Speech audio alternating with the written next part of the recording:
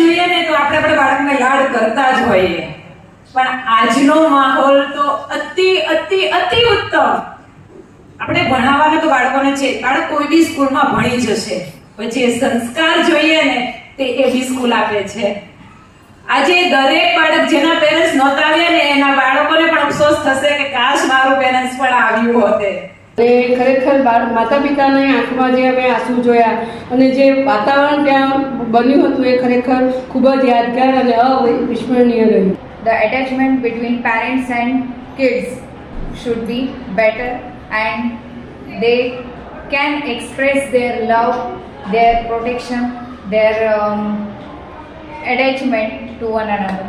So seriously આવો અનુભવ તો એમ ગમે ત્યાં નથી મળતો એ આપણને સ્કૂલે પ્રોવાઈડ કર્યો છે. અને આટલું ઇમોશનલ વાતાવરણ, આટલો ટાઈમ, આવી ફિલિંગ તો છોકરાઓ ભૂલી જ ગયા હતા કે પેરેન્ટ્સ પ્રત્યે એમને આવી ફિલિંગ્સ છે ખરી એમ.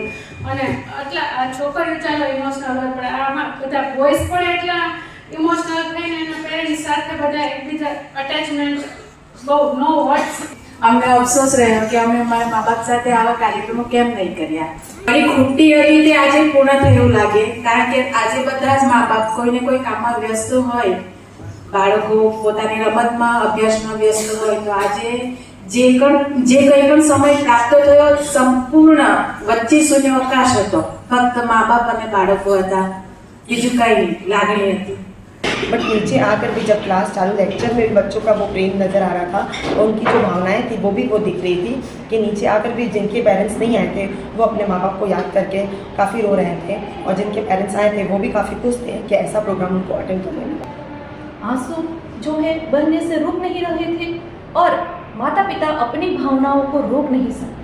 આ બાળકો અત્યારે જે લો લેવલથી જે આ બધું શીખશે ને તો એ આગળના ધોરણમાં આવતા છે ને એના માઇન્ડ ઉપર ખૂબ જ સારી અસરથી આગળ વધશે અને એ એના જે કાંઈ ગોલ હશે એ પૂરા કરી શકશે. ખૂબ સરસ ઇવેન્ટ હતી, બધા ઇમોશનલ થયા એટલે પરફેક્શન સાથે જ કમ્પ્લીટ આખું ઇવેન્ટ થાય. અને આ બાળકો છે, હું ખુદ ટીચર છું, પણ મારો સન છે એ જે કાંઈ અમુક જે ઘરે કાંઈ પણ એનાથી થતું હતું એ બધું આની અંદર આવી ગયું.